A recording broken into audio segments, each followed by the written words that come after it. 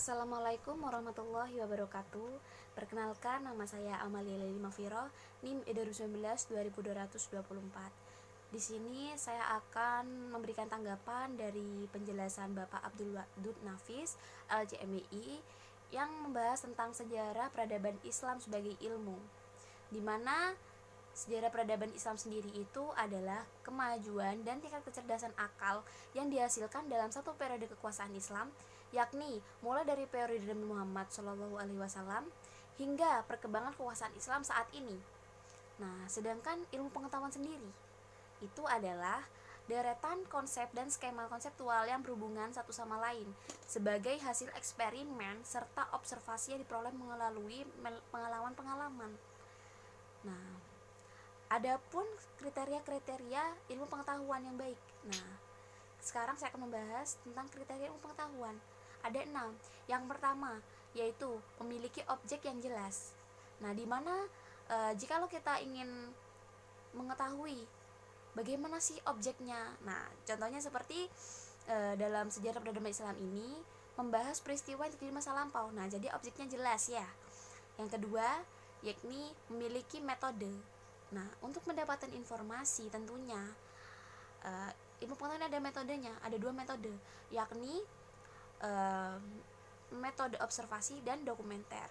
Dimana observasi itu kita harus melalui pengamatan, kita harus nyari tahu dulu, mengamati dulu. Nah, kalau dokumenter itu kita bisa membaca buku atau melihat film ataupun video tentang Islam. Yang ketiga yaitu disusun secara sistematis. Nah, jadi sejarah peradaban Islam ini disajikan secara urut berdasarkan dari tahun ke tahun, seperti itu. Yang keempat, menggunakan pemikiran yang rasional, yakni bisa dipahami oleh akal gitu. Yang kelima, kebenarannya itu bersifat objektif. Kenapa? Karena dalam menyusun kisah sejarah itu harus berdasarkan fakta. Yang keenam, terakhir ya, yakni memiliki tujuan. Nah, tujuannya apa sih kita belajar sejarah peradaban Islam?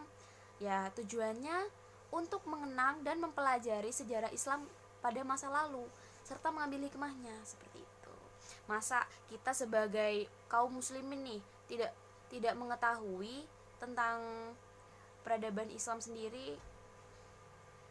Yang terakhir yang akan saya bahas yaitu tentang manfaat belajar sejarah peradaban Islam, di mana manfaatnya itu sebagai kegunaan edukatif, yaitu sebagai media pembelajaran.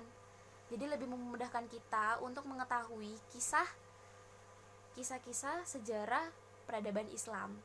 Nah, yang kedua yaitu inspiratif, yakni menjadikan inspirasi bagi kaum muslimin.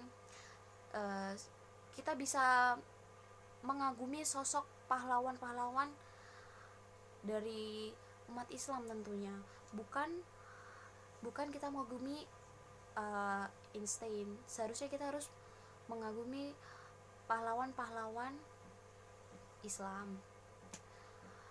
Nah, yang ketiga itu bersifat rekreatif, yakni berkreasi pada masa lalu, seperti itu.